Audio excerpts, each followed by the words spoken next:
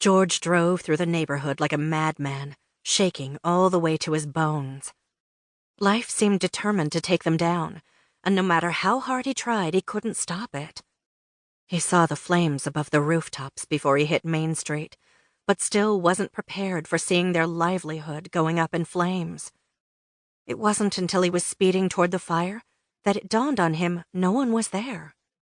No fire truck, no firemen, not even the police. "What the hell?" he moaned as he made a U-turn and raced back down the middle of Main Street to the police station, coming to a sliding stop at the curb. He got out, running and shouting, "Help! Somebody help me! I need help!"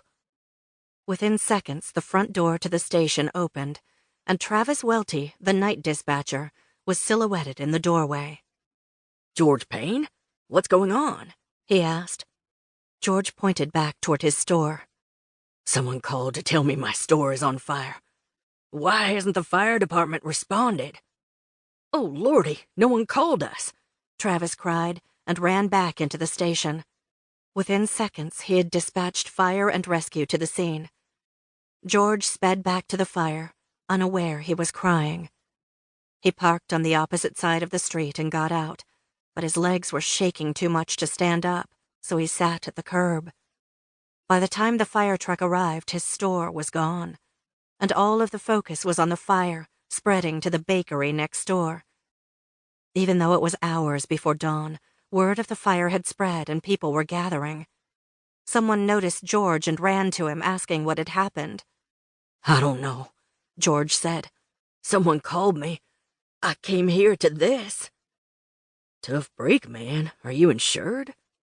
George drew a shaky breath and then frowned as he turned and looked up at the man staring down at him. "I'm sorry. What did you say?" George asked. "I asked if you were insured." "Oh, yes," George said. The man slapped George on the shoulder. "Then you'll be okay," he said. George didn't respond, but the guy didn't know. He wouldn't be okay. He didn't think he'd ever feel okay again. He was staring blankly at the flames coming out a window of the bakery when he heard a car coming up the street at a high rate of speed. He turned to look, just as it skidded to a stop at the police barricade. The driver, a woman, got out screaming as she ran toward the fire. George frowned. It was Sonia Ritter. She and her husband Marty owned the bakery, and Phoebe, their only child, was Aidan's girlfriend. And then it hit him. Marty. The bakery. Dear Lord, what if Marty was already at work? He saw the horror on Sonia's face as she pushed past the barricade, screaming her husband's name as she raced toward the fire. "Marty! Marty!" A police officer grabbed her. "No, Mrs. Ritter, you can't go any closer." Sonia pointed to the flames now coming through the roof of the bakery. "Marty was in there. Did anyone see him come out?"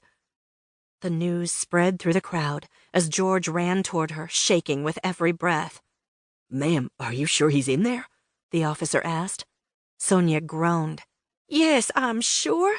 We were talking on the phone when he said something exploded next door. He hurried to the window to look out.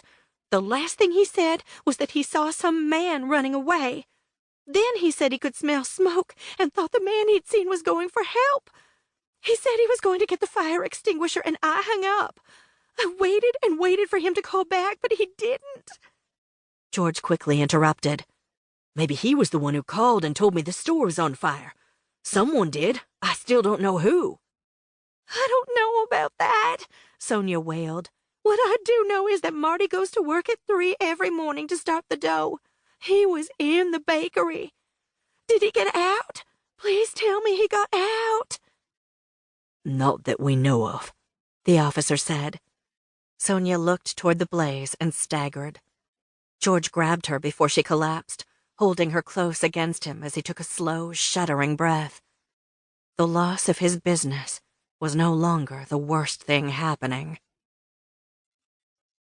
It was just before daybreak when they got the fire under control. A couple of firemen remained on the scene to watch for hot spots, and it was mid-morning before the debris had cooled enough to search for